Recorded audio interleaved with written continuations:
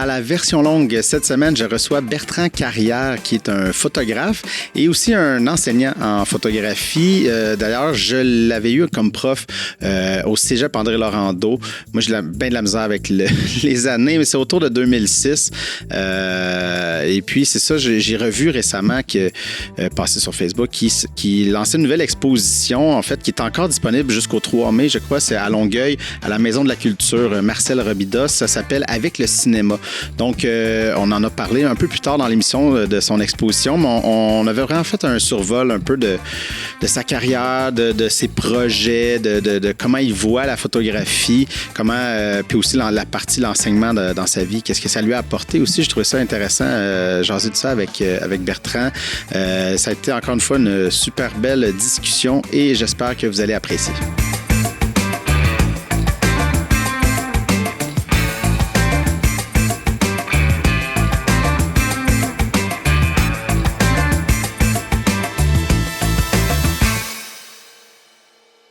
Alors, Monsieur Carrière, Bertrand Carrière, merci beaucoup d'avoir accepté mon invitation. Ça fait plaisir. Écoute, ça fait longtemps. T'as pas de souvenir de moi, on s'en est parlé hors d'onde, mais ça, je t'avais eu comme professeur de photo. Et en fait, où j'ai revu, en fait, que tu es revenu, c'est que je suis la page de Galerie Simon Blais.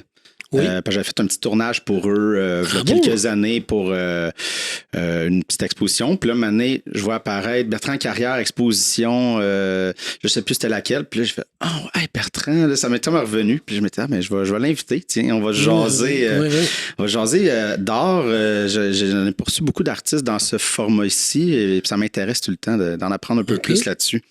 Mais on va reculer. On va aller un peu biographie. La photo ou le cinéma, je ne sais pas qu'est-ce qui est arrivé en premier. C'est quoi ton premier souvenir, en fait, de contact avec l'art, avec le cinéma, la photo? Il y a différents points d'entrée là, de tout ça, mais je dirais que ce qui est majeur, c'est autour de, je dirais, 12, 13 ans. Il y avait dans ce moment-là, j'ai un grand frère, moi, qui est réalisateur, caméraman. Fait que lui faisait déjà des études, puis au Cégep, au Cégep du Vieux-Montréal, dans les belles années. Là, on parle des années 60, fin des années 60, début des années 70. Début des années 70. Et il revenait à la maison avec le magazine OVO à l'époque et des revues de photos françaises. Puis ça piquait ma curiosité et j'ai eu la chance de rencontrer à ce moment donné-là un groupe d'amis qui vivaient à Ville-Mont-Royal. Okay. Donc, qui était plus fortuné et qui avait des chambres noires, qui avait des appareils photo, tout ça. Ça me fascinait. Puis, bon, je m'étais acheté un appareil photo, mais c'était modeste. Puis là, à un moment donné, il y en a un de ceux-là qui a dit « je me départis de tout, je veux m'acheter un instrument de musique. » Fait que j'ai comme hérité de son stock, tu sais. Fait que je me suis monté une chambre noire, puis je dirais vers l'âge de 13 ans, 14 ans, j'étais actif. Puis... Mais c'est fou d'avoir accès à une chambre noire, d'avoir cet équipement-là à 13 ans, surtout dans ces années-là. Parce que je savais pas ce que je faisais. Non, mais évidemment, là, mais je dis, aujourd'hui... Puis on va peut-être en reparler plus tard, mais on a accès, avec le numérique, il y a peut-être un accès plus simple à des appareils que, à l'époque, la pellicule, avoir... Ah oui, c'est clair. Puis il est arrivé une drôle d'affaire aussi à ce moment donné-là. Je sais pas d'où c'est venu, mais je me suis retrouvé abonné à un magazine américain. OK. Je pense que c'était... Popular Photography ou quelque chose comme ça, mais j'ai jamais sollicité cet Fait que je sais pas si quelqu'un m'a fait un cadeau secret ou quoi, là, mais pendant un an, je recevais ça, tu sais, puis j'ai vu des images qui m'ont marqué aussi à ce moment donné-là, parce que je pense que c'est ça qui a été important, c'est de voir des images importantes. C'est pas tant la technique puis tout ça à cette époque-là, mais c'était important, mais... C'était de voir des images de photographes majeurs puis de dire c'est comme ça qu'on compose une image, comme ça qu'on structure une image. OK, portrait, paysage, des photos d'architecture. Fait que je rêvais de photojournalisme. OK, ouais. Je voulais devenir C'était beaucoup ce que les magazines français vendaient comme image de l'homme mâle, viril, baroudeur, photographe sur les fronts, tout ça. Puis, mais c'était pas tant ça, c'était que moi, je rêvais de photographier de l'action, là, tu sais. Mm-hmm. Alors, il y a eu, en 1971, donc, qui était l'année qui a suivi les événements d'octobre. Ouais. J'avais 14 ans. Je me suis rendu avec un copain dans une manifestation qui marquait le début des événements d'octobre, puis qui marquait aussi la solidarité avec les travailleurs de la presse, du journal La Presse qui était en lock-out. Okay. Grosse manif, immense manif à Montréal. Et j'ai fait quelques photos, pas très bonnes, mais il y en a une qui est restée. Puis c'est un portrait un peu de loin, mais une photo de Michel Chartrand, okay. qui était un personnage ouais. mythique là, dans l'univers social, politique québécois. Puis je lui montrais ça à mes copains, tout ça, ils trouvaient ça génial, tout ça. Puis pendant que j'étais au secondaire, il y a eu des petits concours de photos, il y avait un club photo à l'école secondaire, donc je participais à ça. J'allais voir les spectacles, j'amenais ma caméra, je revenais avec des photos de spectacles. Mais je savais absolument pas ce que je faisais. J'avais aucune idée de... Il n'y avait même pas de pose-mètre dans ma caméra. J'y allais, il fallait que je devine, selon des paramètres de film, tel genre de conditions, ça va être un peu comme ça, telle vitesse, telle ouverture. Puis la chambre noire, c'était la même affaire. J'y allais vraiment à tâtons. Donc, ça a pris, je dirais, jusqu'à mes 20 ans avant que je décide, 21 ans, que je décide vraiment que c'était pour être ça que je ferais, puis que je suis des cours, là, puis j'apprends vraiment ce qui est mon métier. Là, exactement. Mais il y a un peu de... Tu sais, c'est ça, je pense... Puis, tu sais, je vais faire un lien avec le cégep André Laurando. Oui. Je suis allé, puis je trouve qu'il y avait un peu ce parcours-là, l'espèce de... On faisait des films au début, tu sais, ils nous donnent une caméra, faites telle affaire, mais on savait pas vraiment, tu sais, comme les réglages. Ils nous montraient un peu. Pour arriver à la 4e session, je pense, c'est ça, il y avait le cours de photo. Et là, c'est là que le déclic arrive, parce que là t'expliquais la vitesse. Et là, on dirait qu'on était, oh, OK. Ce qu'on faisait un peu en gossant, on arrivait à quelque chose, puis après ça... C'est très le fun, puis le numérique, maintenant, permet beaucoup plus de liberté, beaucoup plus d'intuition par rapport au médium, là, puis une plus grande démocratisation. Dans le cadre des cours qu'on donne au cégep, là, dans ce programme-là, c'est important de faire ce lien-là de la photographie vers le cinéma pour apprendre c'est quoi les longueurs focales, comment on cadre, tout ça. Puis de ne pas avoir le poids du son, puis de la caméra, puis de l'éclairage, tout ça, être plus libre, tu sais. Je pense que c'est... Les grandes écoles de cinéma à travers le monde, c'est une donnée importante dans leur cursus d'apprendre la photographie d'abord, tu sais.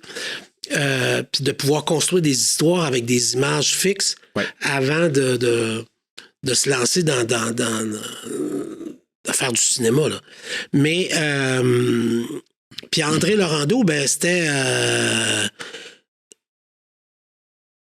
aussi, de ma part, la volonté de transmettre quelque chose aux élèves qui fait en sorte qu'ils évitent de perdre beaucoup de temps à tâtonner, là, tu sais. Fait que des fois, ça avait l'air très rigoureux, mais en même temps, les notions passaient de telle sorte à ce que tu perds pas ton temps, là. Tu perds pas de puis à l'époque où tu es venu, c'était peut-être les débuts du numérique ou à peine. On filmait un peu en numérique, là, ça commençait là, mais pendant des années, tu sais, j'en commençais en 92, de 92 à 2007, 2008, on était en film, là. OK, mais moi, le cours de photo était en film. Ah oui, Oui, mais c'est ça, non, ouais, c'est ça. Donc, t'es arrivé juste avant ça, Ouais, là, juste avant que ça juste avant le changement. Puis, il y a eu une période, je dirais une période hybride où on faisait de la photo sur film, mais on numérisait des travaux, puis on faisait des tirages numériques dans les premiers temps. Là. Puis, bon, c'était pas génial, comme l'équipement a tellement évolué depuis. C'est ça. Mais toute l'idée, c'était d'apprendre, puis surtout la rigueur d'apprendre sur film, développer tes films, puis de tout ça te force à être vraiment beaucoup plus rigoureux. Là, je pense que le numérique permet beaucoup en termes de manipulation puis de sensibilité à la lumière, ce qui est extraordinaire. Mais en même temps, le travail sur film, c'est une formation inouïe. Oui, bien, ça, je m'en rappelle énormément parce que ça, on filmait, mettons, les courts-métrages numériques, là, sur ma mini-DV là, à l'époque. Mais je me rappelle justement d'avoir la pellicule film en photo et là, moi, ça m'a vraiment marqué parce que c'est là, on dirait qu'il faut que tu réfléchisses. Tu peux pas juste cliquer. En numérique, maintenant, tu peux juste essayer, ce qui est quand même bien. Mais tu le vois dans le viseur au fur et à mesure. C'est ça. Mais là, de faire comme, OK, là, je veux ça. C'est tout le temps pareil dans le viseur. Il faut que tu utilises un pose-mètre. Exactement. Puis ça m'a vraiment marqué. Puis ça m'a, je pense, énormément aidé. Puis de tout faire le parcours après, puis de développer dans la chambre noire. Puis tu vois où on est rendu. Là. Ouais, à cette heure, c'est ça. Là, ça va très vite, bang, bang, la colo rapidement par ordinateur. Puis ça se fait. Mais je vais te dire tout de suite une anecdote. Je la gardais pour plus tard. Mais je me rappelle encore, je pense que c'était le travail portrait. J'avais pris mon grand-père. Puis en tout cas, puis je suis content aujourd'hui de l'avoir pris parce qu'on a des photos. Il est décédé, mais ça donnait des belles photos souvenirs de lui. Mais je me rappelle que j'allais développer. En tout cas, j'essayais. Puis je comprenais plus le temps. Il fallait calculer le temps, mettre dans tel bac, dans telle solution. Ouais. Puis ça sortait pas comme je voulais. Je me rappelle t'avoir montré le négatif, je sais pas. Tu as regardé à peine une seconde.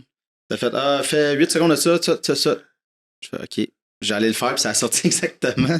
Puis là, j'ai vu aussi le poids des années, puis les connaissances. Il y avait ça, il y avait le fait d'être là-dedans. Tout le temps, c'est ça. Tout le temps, en semaine longue. Puis à un moment donné, tu comprends comment. Puis moi, j'en ai fait énormément de chambre noire aussi. Fait que j'avais une fine connaissance de la chose à l'époque. Fait longtemps que j'en ai fait, mais il y a un plaisir indéniable qui se renouvellera tout le temps. Non seulement de le voir toi-même, de le voir apparaître les images dans les bains, mais d'assister, de regarder des jeunes voir ça pour la première fois, c'est irremplaçable. Donc, moi, ça m'a beaucoup nourri, ça, parce que ça m'a aussi décomplexé de mes habitudes peut-être un peu rigides en photographie, puis de m'ouvrir à regarder autrement comment les réglages, puis les erreurs qui étaient faites, finalement, des fois, étaient vraiment tripantes. Fait que, ça m'a un peu décomplexé aussi, Mais ça m'a obligé, dans les premiers temps, à réapprendre tout, parce qu'il fallait que je l'explique. Ouais. Puis il fallait que je crée des documents pour l'expliquer aux autres, puis tout ça, tu sais. Fait que j'ai pondu, à l'époque, un dictionnaire, un petit lexique, là, mais quand même assez développé. Tous les travaux écrits, l'évaluation de ces travaux-là, sur quelle base, ensuite des exemples de diapositives qu'on projetait pour montrer, voici comment on fait ça, qu'est-ce qui arrive quand tu fais ça là. Puis, fait que ça l'a énormément nourri ma pratique aussi, là, tu sais. Puis, restons là-dedans, vu qu'on est un peu dans l'enseignement. Je vais commencer à en parler plus tard, mais justement, tu sais, comment tu te prenais pour... parce que, tu sais, l'art, il y a une partie objective, il y a une partie subjective. Tu sais, il y a des codes à respecter, mais aussi, c'est le fun, des fois, de jouer avec ces codes-là. Mais comment, des fois, tu évaluais le travail des jeunes, justement, tu sais, comment qu'on... Si je comprends la partie objective, là, tu sais, mais comment qu'on s'y prend pour noter ces photos-là, tu sais? c'est pas toujours simple, mais c'est pas si compliqué non plus. C'est-à-dire qu'il y avait une partie très objective, c'est-à-dire des rendus techniques là, de travaux. Tu sais, t'as-tu suivi la procédure, tes négatifs sont bons, t'as bien exposé, tout ça. Puis après ça, c'est ce que t'as fait avec ça. Là, tu sais, comment t'as cadré, puis comment tu regardais. Tu sais. Fait qu'il y avait un certain nombre de choses que je disais que j'essayais de retrouver. D'amener aux étudiants, puis aux étudiantes, c'était de dire, ben, passe pas ton temps à butiner, tu sais. Faire une photo ici, une photo là-bas. Travaille la situation, tu sais. Fais-en plus, tu sais. Le temps de te rendre à cet endroit-là pour voir ce que tu es en train de voir, il est unique, tu sais, puis il est irremplaçable. Fait qu'utilise-le, tu sais, puis la pellicule, ça coûte pas grand-chose comparé à tout ce que ça prend pour te rendre ici en ce moment. T'sais. Fait que ça, c'était une des affaires. T'sais, si tu regardais si la personne travaillait vraiment la situation, puis cherchait à faire quelque chose qui sortait de son ordinaire ou des clichés, des images convenues, tout ça. Puis on travaillait en noir et blanc, donc c'était inutile de photographier des couchers de soleil, là, c'était comme ça. Non, c'était inutile. Fait que, mais d'être attentif à la lumière, à quel moment tu vas faire tes photos, tout ça. Donc, il y avait un certain nombre de paramètres que je regardais. Là, revenons un peu. Je vais aller avec une question philosophico, je sais pas trop quoi, mais la photo, c'est comment tu l'expliques? Qu'est-ce que ça représente pour toi, puis comment tu l'expliques, en fait? C'est quoi la photographie, tu sais? Parce qu'on dirait qu'aujourd'hui, tu sais, avec les cellulaires, le monde, je prends des photos, mais qui est vrai, mais que quand on parle en art... C'est vrai que, tu sais, on est rendu à une étape où beaucoup de monde, presque tout le monde fait de la photo avec son cellulaire. Moi y compris, là. Je fais des fois des affaires étonnantes avec mon appareil photo, mon cellulaire que je fais même pas avec mon appareil photo, là, tu sais. Fait qu'il y a pas vraiment de hiérarchisation pour moi. C'est ce que tu fais avec, là, tu sais. Mais c'est quelque chose de persistant, l'image fixe, là, tu sais. C'est quelque chose qui reste. Il n'y a pas de durée comme un clip de film que tu regardes sur Facebook ou à la télé. C'est un choix très clair de cadre, de moment, de lumière, de l'endroit où tu regardes, du choix de l'espace. C'est pas toujours conscient, c'est souvent très, très intuitif. Mais l'usage amène à avoir une meilleure intuition, là, tu sais. Fait que... Puis pour moi, c'est une façon d'interroger le monde. C'est une façon de regarder le monde, de me débattre avec l'idée qu'il y a trop d'images, il y a beaucoup trop d'images qui circulent. On est submergé. Toi et moi, depuis ce matin, on a vu des centaines d'images, probablement. Et puis, c'est une façon de réagir à ça, puis de proposer quelque chose qui est à la fois critique sur le monde que je regarde, à la fois poétique dans certains cas, que ça soit dans des projets plus documentaires ou des projets plus intimes, mais c'est une façon de questionner le monde. Puis,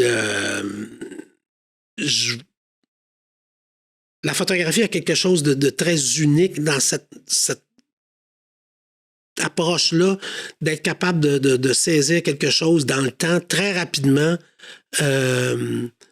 des fois sans même regarder dans l'appareil, là. Hein? Ouais. J'aime cette idée d'être toujours attentif. D'être toujours attentif à ça. Tu sais, c'est une seconde nature, là. C'est devenu une seconde nature, mais j'aime cette idée qu'il y a une transformation aussi avec la photographie. C'est-à-dire que tu prends quelque chose de très large, tu le réduis à une échelle très petite, puis tu le réagrandis. Puis ça, c'est une transformation importante, là, tu sais, avec les choix que tu fais d'objectifs, de couleurs, de tout, là, et technique. Et cette transformation-là, elle est révélatrice des fois de choses que tu n'as même pas vues au moment de la prise de vue. Que tu redécouvres après. Tu sais. Nombre de fois, ça m'est arrivé. Ah ouais.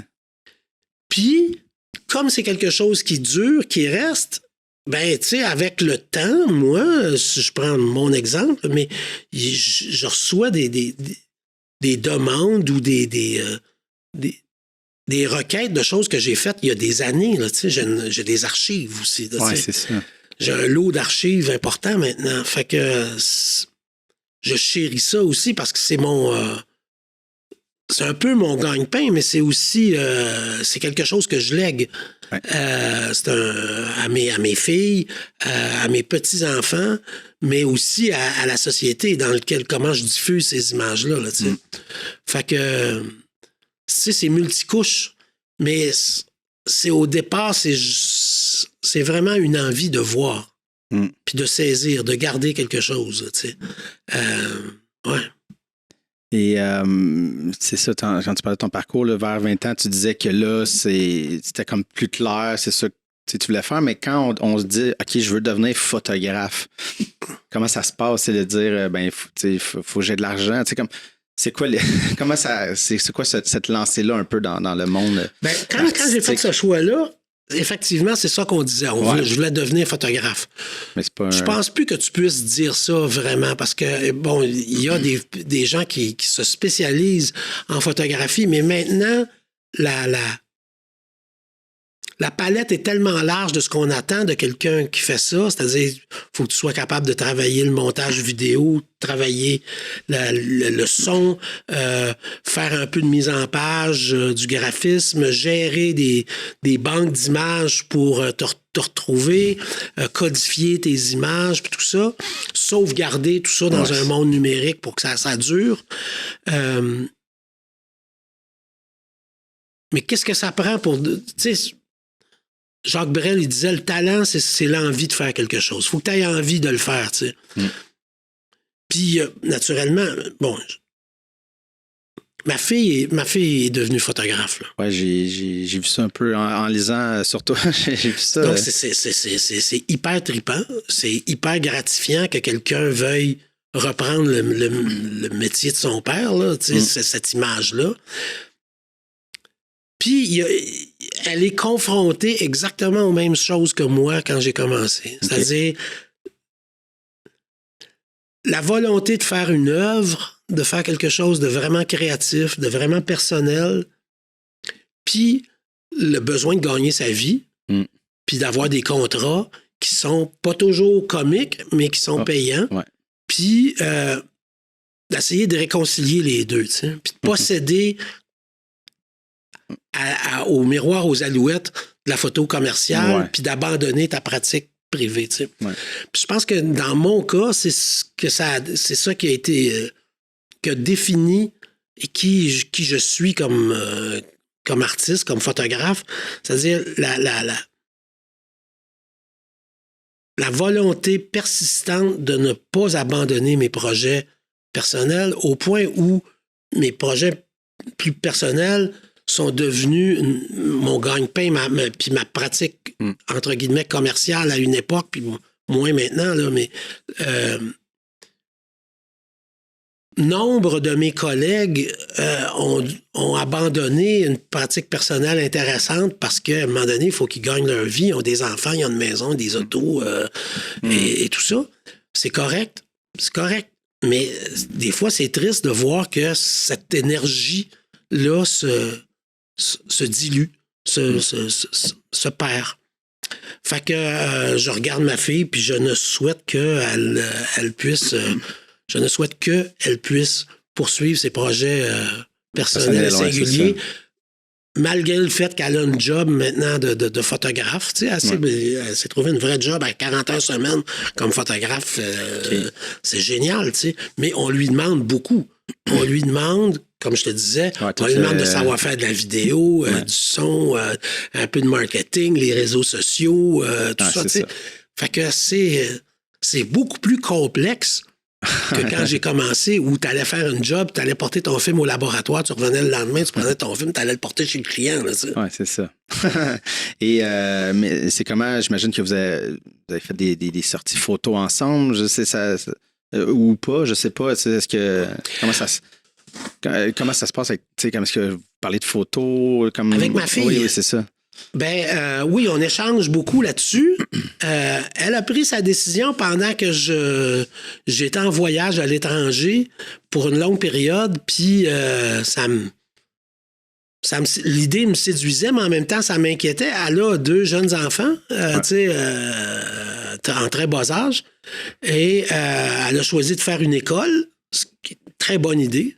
Parce que c'est une formation comme toi t'as fait, c'est-à-dire ce que moi j'ai pas fait au début. Là, j'ai tout appris un peu sur le tas là, au départ. Mais elle a fait cette école, donc ça lui a donné une assise technique importante puis nécessaire qu'elle n'aurait pas pu avoir avec moi juste à me regarder faire. Là, c'est ça. Fait que...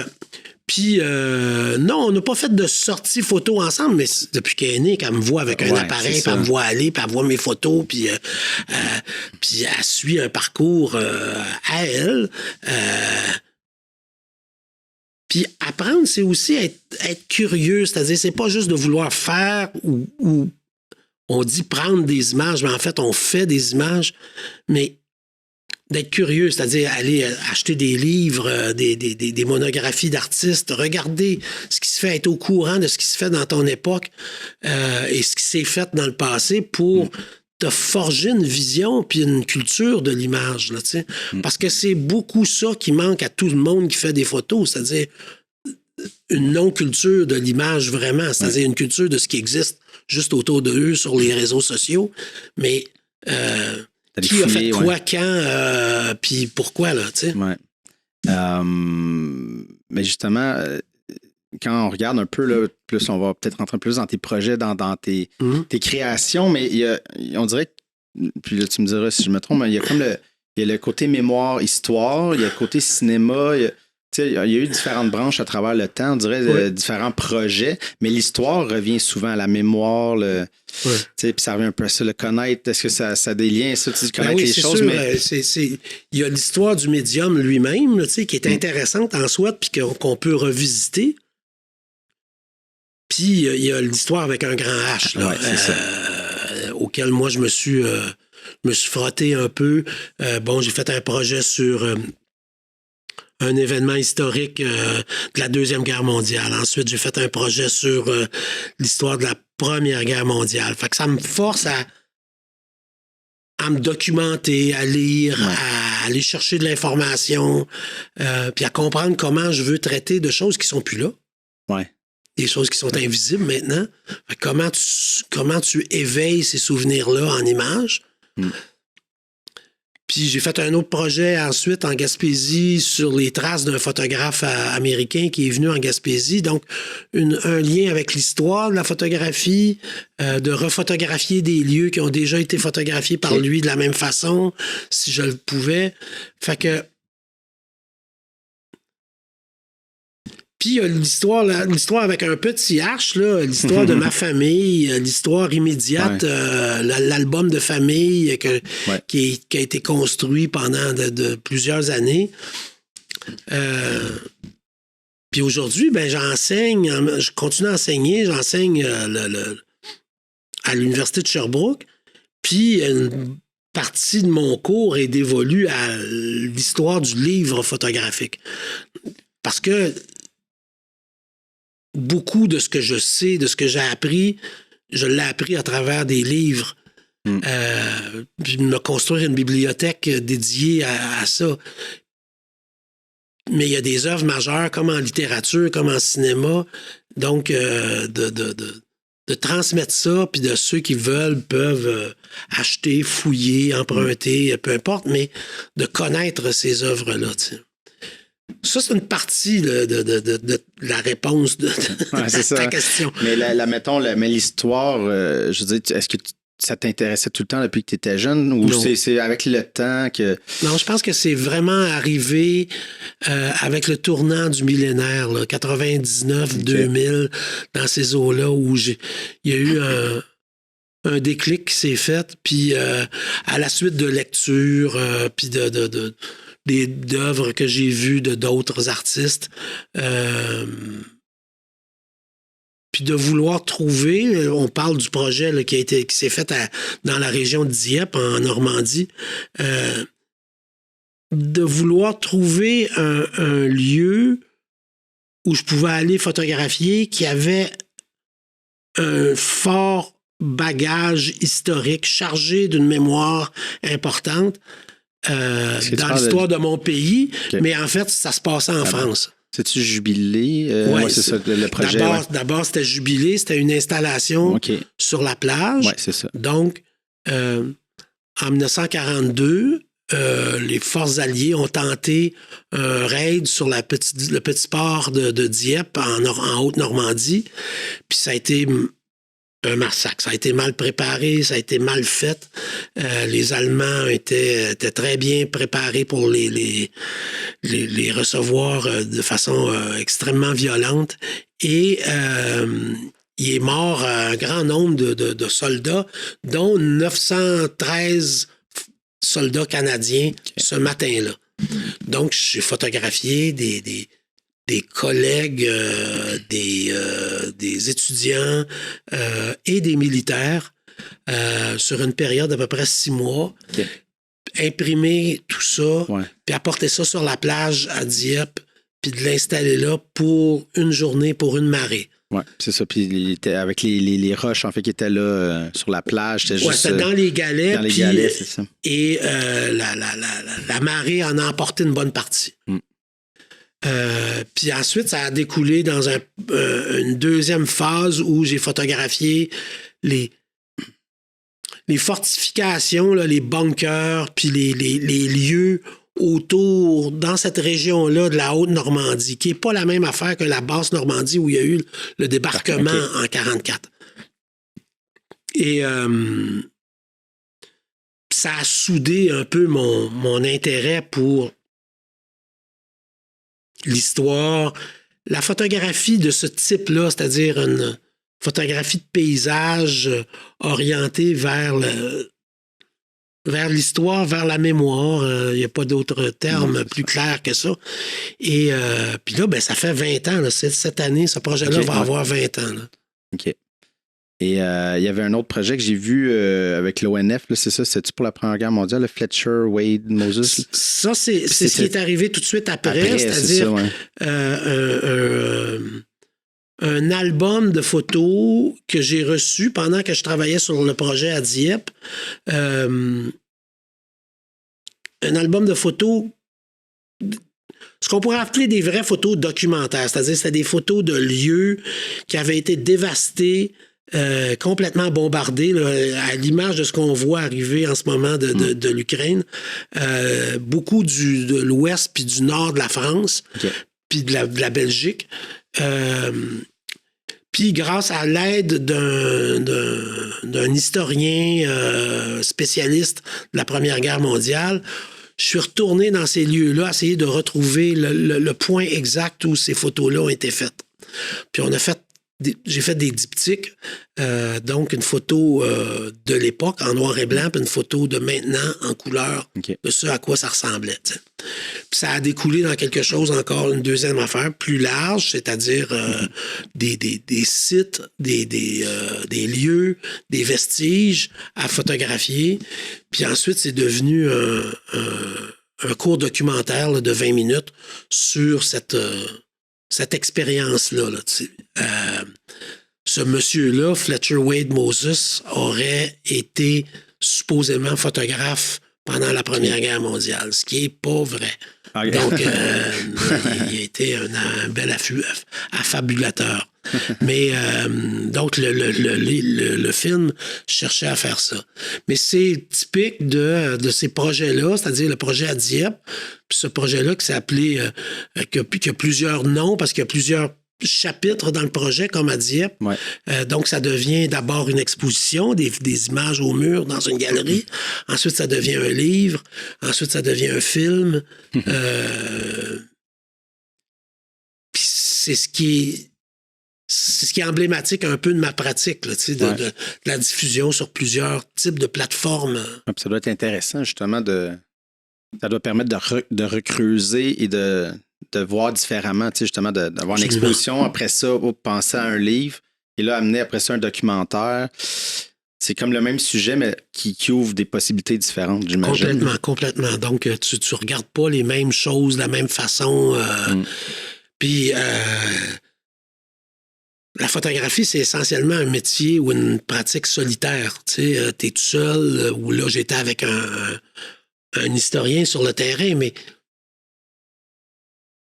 t'es tout seul, vraiment, à faire les images. Alors qu'en cinéma, il y a de la caméra, il y a du son, il y a un montage, il y a un montage image, un montage sonore, il y a un producteur.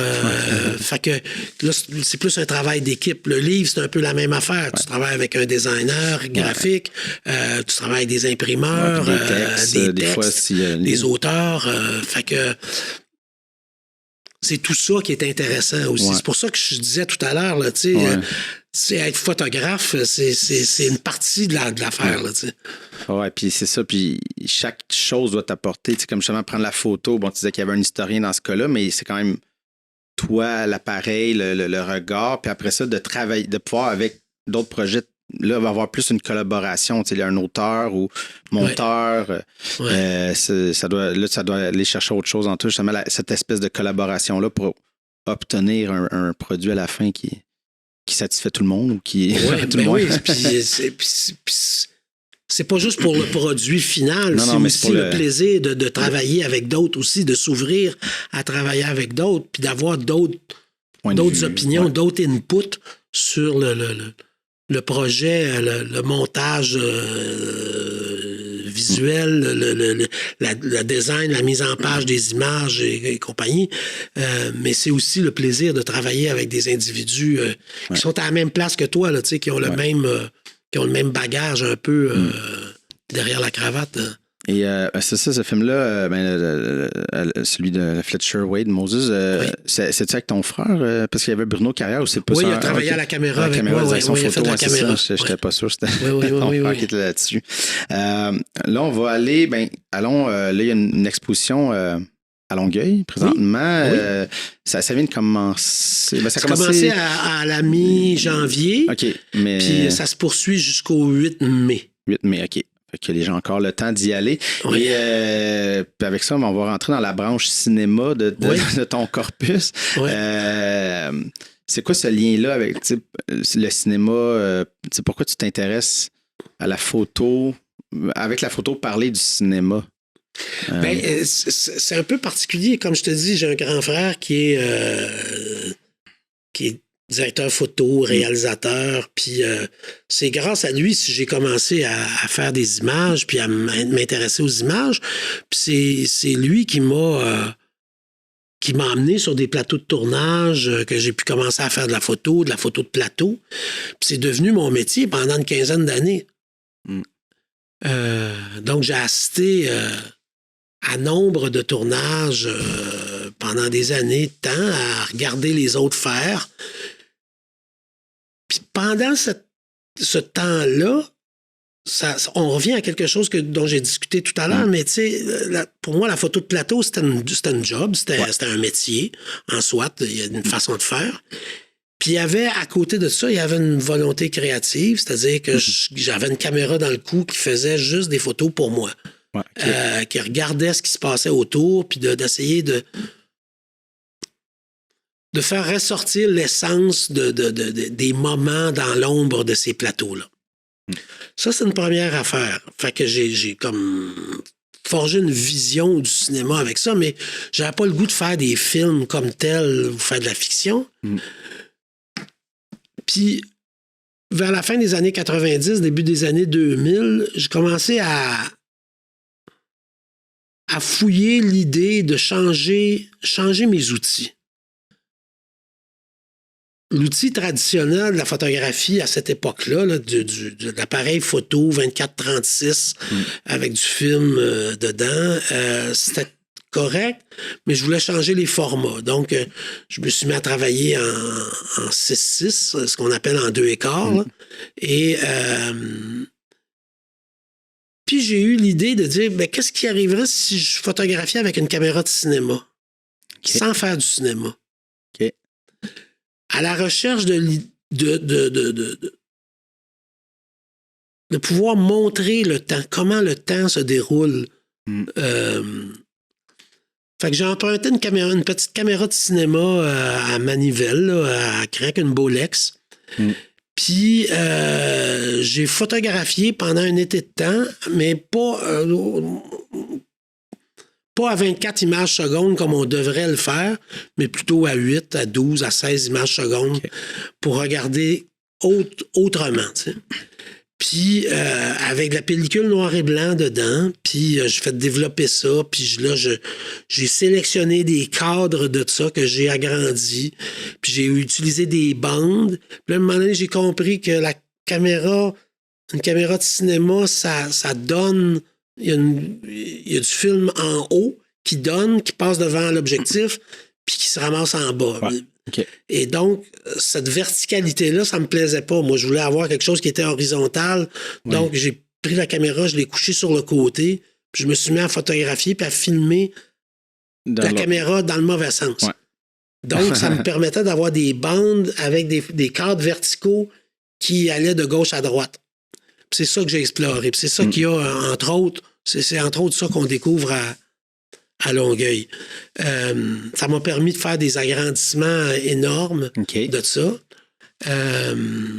Puis j'ai exploré l'idée d'agrandir ces petits négatifs 16 mm qui sont gros comme l'ongle d'un petit doigt. Là. Puis plus on les agrandit, ben plus le grain devient apparent, plus la matière du film devient apparente. Puis ça, j'aimais ça aussi. C'était comme ça. Il y avait une rupture avec ce que j'avais connu jusque-là. Toutes les choses doivent être fines puis bien précises. Puis là, il y avait quelque chose qui se dégradait que j'aimais. Cette caméra-là avait une particularité aussi. Elle avait pas elle gardait pas ce qu'on appelle son frame line, c'est-à-dire une ligne noire entre chaque cadre. Les cadres se chevauchaient. Elle était défectueuse. Mais ça a donné quelque chose de trippant parce que les côtés de l'image étaient un peu baveux puis surexposés un par-dessus l'autre. Fait que j'ai agrandi tout ça, tu sais. Fait qu'une partie de l'exposition, c'est ça aussi, tu sais. OK. Et là, comment... Ben, c'est ça, l'expo, ça s'appelle Avec le cinéma. Mais ça, je vois que ça dit que c'était 3 séries différentes. Donc, c'était des... Il y a 4 corpus, là. Cette partie-là qui a été faite dans les années 90 avec la caméra Bolex, ce corpus-là s'appelle les images temps. Donc, c'était toute l'idée du temps. Hein? Puis en 2017, j'ai abordé une résidence à la Cinémathèque québécoise sur l'invitation du directeur de la Cinémathèque. Puis je me suis mis j'avais 2 volontés, mais principalement, c'était de retourner à refaire ou à faire une suite aux images temps à partir des films de la collection de la Cinémathèque. Donc, plutôt que de filmer dans la réalité, ce que j'avais fait avec les images temps, là, je refilmais des extraits de films avec une caméra 35 mm, donc quelque chose de plus gros, avec une plus grosse pellicule, couché sur le côté, comme ça, faire des bandes. Mais à la recherche d'extraits de films où il y a des fondus enchaînés.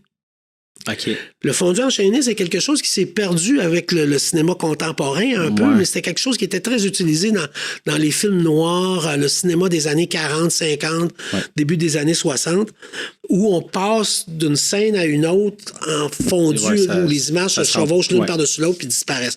Puis habituellement, la transition se fait assez vite. Mais si tu ralentis, tu regardes des images qui commencent à se chevaucher, il y a des portraits par-dessus des paysages, des choses assez surréalistes qui arrivent. Ouais, Fait que je me suis intéressé à cette transformation-là sur une durée d'à peu près 1 seconde fragmentée. Tu sais. Donc là aussi, je ralentissais le débit de la caméra pour qu'il y ait plus de différence entre chacun des cadres qu'à 24 images secondes. C'est ça qu'on voit plus lentement, mettons, l'apparition du visage. Donc, ça, mais c'était pas dans le but de faire du cinéma encore, c'était dans le but d'imprimer ces images-là en grand. Donc, filmer en film, couper ça, scanner, numériser les bandes, puis les imprimer en grand format. Puis dans une autre partie, ça c'était tout en noir et blanc, c'était beaucoup les films noirs des années 40, 50, début des années 60. Et après ça, des films plus contemporains où là, j'ai juste photographié les écrans en couleur à partir de films plus contemporains, là, puis de toutes sortes de provenances. Ce qui est arrivé à la fin, c'est que j'avais pour ce qui est de la première partie des films noirs, là, puis de travail en noir et blanc en bande, j'avais une somme de travail assez volumineuse, trop volumineuse pour une exposition. Fait qu'on a fait une exposition à la Cinémathèque, mais voulant rendre justice à mon propre travail puis à l'ensemble de ce corpus-là, j'ai fait un film en utilisant toutes ces bandes-là. Comme le film en fait, c'est pas un écran de cinéma, c'est un écran long comme la bande, même avec les perforations. Puis il est sur ton Vimeo, là, c'est ça. Je l'ai écouté juste avant. Ouais, c'est ça. Ça s'appelle Tout ceci est impossible. C'est tiré d'un extrait d'un film d'Andrei Tarkovsky. Et j'ai confié la bande sonore à un collègue, un top monteur sonore, Benoît Dame, et qui a créé une bande sonore par-dessus sans coller aux images. Donc, c'est comme deux choses qui se déroulent en même temps, mais des fois quasiment de façon dissociée, de façon intéressante. Donc, tu as des fondus enchaînés un par-dessus l'autre à travers 2 fondus enchaînés. Là, donc, ça devient complexe à lire, j'en conviens, là, mais c'est une façon de rendre justice à tout ce travail-là sans que j'aille à montrer tous les tirages sur les murs. Ça prend beaucoup trop de place. Trop de place, oui, c'est ça. Et, mais ça m'intéresse de savoir, en fait, quand... C'est ça, mettons, comment ça fonctionne, en fait, l'idée de faire une exposition? Est-ce que c'est un travail avant ou c'est l'accumulation d'images et après ça, il y a un sens ou il y a comme une idée qui en ressort? J'imagine que ça dépend des projets aussi. Oui, ça dépend beaucoup des projets, puis ça dépend des intervenants avec qui tu travailles. Il m'est arrivé dans certains cas d'avoir rien entre les mains puis de dire j'ai une exposition l'été prochain. J'ai l'année pour faire le projet. Dans d'autres cas, comme à Longueuil, ben l'invitation était à court terme et donc on a choisi de montrer du travail qui existait déjà mais à la fois du travail récent puis du travail plus ancien. Fait qu'à la Cinémathèque, il y a ça, il y a les images temps, il y a le film, Tout ceci est impossible, avec les bandes cinématographiques. Il y a des photos fixes faites à l'écran des extraits de films, donc de la série Les Images Noires. Et il y a une table lumineuse. Le projet s'appelle 3X. Et donc, c'est c'est le film lui-même qui est collé tout en bande sur des tables lumineuses. Et c'est des extraits de gros plans de visages tirés de films pornographiques. Donc, il n'y a rien de olé. C'est juste que tout le monde est comme en état de pseudo-extase. Et on essaie de comprendre pourquoi. Puis c'est tellement petit, donc il faut prendre des loupes pour regarder. Donc, on retourne dans l'idée du voyeurisme. Pour se rapprocher, pour voir. Exactement. C'est très rigolo. Ça m'intrigue quand même. Bon, mais c'est sûr que le temps avance, mais je voulais parler parce que tantôt, tu as parlé de livres Oui. De photographie, de photographique, t'en as fait quelques-uns, mais juste avant de parler des tiens, tu as dit, il y en a des importants, est-ce que tu peux m'en nommer une couple des livres que tu considères comme des tops importants? Ce serait, pour moi, personnellement, là, savoir quoi, quoi regarder. Oui. Ben, il y a un corpus important dans la photographie américaine qui a été fait dans les années... fin des années 50, début des années 60. Là, pensons à Les Américains de Robert Frank, un livre incontournable, là, avec une préface de Jack Kerouac. Ouais, OK, quand même. Donc, un voyage à travers les États-Unis. OK. Puis ça, c'est très présent dans la photographie américaine, même contemporaine. Le territoire, le pays, la route, les motels, les autos, tout ça. Et de la même époque, la monographie, un peu plus tard, la monographie de Diane Arbus, qui est une portraitiste des années 60, début des années 70, qui a été comme une étoile filante, là, qui est partie trop vite. Mais donc, cette monographie-là, puis il y a eu quelques livres d'elle après, mais la monographie initiale, je pense qui a été faite en 72, 73, par là, est très important. Puis, nombre d'autres choses, des livres, les premiers livres de Henri Cartier-Bresson, puis des choses plus récentes, photographe tchèque, Josef Koudelka, sur les gitans des années 60. Puis beaucoup plus de photographies couleur contemporaines à découvrir aussi. Là. Mais je pense que ces affaires-là, c'est comme un peu les bases de ce qu'on pourrait appeler les grandes œuvres de la littérature photographique. Là. C'est ça, parce que là, tu as parlé de portraits, paysages, ça va, ça couvre un peu tout. Là. Assez socialement. Mes regards sont assez vers une photographie sociale. OK. Et en 2020, tu as sorti Solstice, en fait. Mais ça, c'était quoi? C'était... ça semblait être un peu un... Ce qu'on appelle une monographie. OK, ouais, c'est ça. Donc, c'est l'ensemble de l'œuvre en résumé. En résumé, oui. Fait que ça a été c'est une période assez faste de mon travail. D'une part parce que, en 2017, j'ai quitté le cégep. Ouais. J'avais beaucoup plus de temps à moi pour me consacrer à des projets. J'ai fait des résidences à l'étranger. Puis l'idée de faire Solstice, c'était effectivement de compiler un peu le travail. Je dirais vers 2013-2014, dans ces eaux-là, j'ai déplacé toutes mes archives vers un atelier. J'ai tout remis en ordre. Oh. Et donc, tout ça m'a ouvert les yeux sur ce que j'avais, puis de réidentifier tout, faire un énorme ménage. Et ça a déclenché le goût de faire cette monographie-là. Là, donc, à travers 260 quelques photos, plusieurs projets. Chaque projet est condensé. Évidemment, mais c'est ça. Mais ça donne une idée, en fait. Oui. Des toutes premières images, dont cette première image qu'on a parlé au début de Michel Chartrand, qui est là-dedans. Et certaines images de cette même époque-là, de mon adolescence, jusqu'à les choses les plus récentes dont on vient de parler sur le cinéma. Là. Et mais c'est ça fonctionne comment, en fait? C'est ça, donc, tu te dis, j'ai l'idée de recenser ça, mais pour arriver à avoir ce document-là, ce livre-là, puis de le faire éditer, il faut approcher les gens. Ouais, d'abord, c'est la recherche d'un éditeur. Donc, j'ai une relation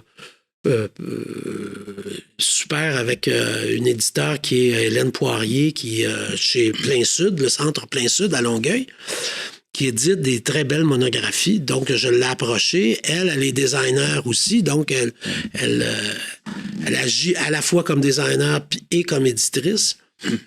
Et puis, ensemble, faut trouver du financement. Ça, c'est le nerf de la guerre. Ça coûte très cher, éditer ce genre de livre-là. Donc, il y a eu plusieurs sources de financement, dont le Conseil des arts de Longueuil, dont le Conseil des arts et des lettres du Québec. Il faut les remercier, là, parce qu'on est là en ondes, mais c'est le temps de leur dire merci aussi. Et puis, de planifier ça. Il y a eu un break de 6 mois dans la production. Je suis parti, j'étais allé à l'étranger. Ça m'a permis de regarder ça un peu de plus loin pendant ce temps-là, de revenir et de remettre ça en branle. Puis c'est sorti au milieu de la pandémie. C'est comme un peu difficile, mais c'était le moment de le sortir. Puis c'est disponible sur le site de chez Plein Sud. C'est ça. Il y a un lien par ton site web aussi pour se rendre. Oui. Et puis, il y a des textes. Il y a un texte sur le cinéma, sur la partie cinéma de Pierre Ranoux, qui est professeur de cinéma et d'histoire de l'art au cégep au cégep Édouard-Montpetit. Ouais. Il y a un texte de Mona Hakim qui suit mon travail depuis de fort longtemps, qui est une brillante collaboratrice. J'ai vu comme prof aussi. Au cégep, c'est vrai. Histoire de l'art 1 et 2. J'avais adoré ces cours-là avec elle. Et avec qui je continue à collaborer. Et qui a traité plus de la partie, je dirais, intime de mon travail. Mes photos liées à la famille, liées à l'intimité. Puis un texte de Robert Enright, qui est un prof d'histoire de l'art et un éditeur qui est originaire de Winnipeg, qui a traité de façon un peu plus large de la notion de mémoire dans mon travail. Puis j'ai réalisé qu'il n'y avait rien qui était sur les tout débuts. Ouais. Sur ce qui était le point de départ de mon entreprise photographique. Fait que je me suis commis moi-même à faire pondre un texte. Ouais. Ce que j'aime bien faire, d'ailleurs. Ah oui. Écoute, on est déjà arrivé à la fin. J'aurais pris plus longtemps. On aurait pu parler de plein d'autres choses, mais ça m'a fait vraiment plaisir de m'asseoir puis de te jaser, puis en fait d'en apprendre un peu plus sur toi. Mais je veux te remercier en fait d'avoir pris le temps d'être venu ici. Merci de m'avoir invité, c'est fin, merci.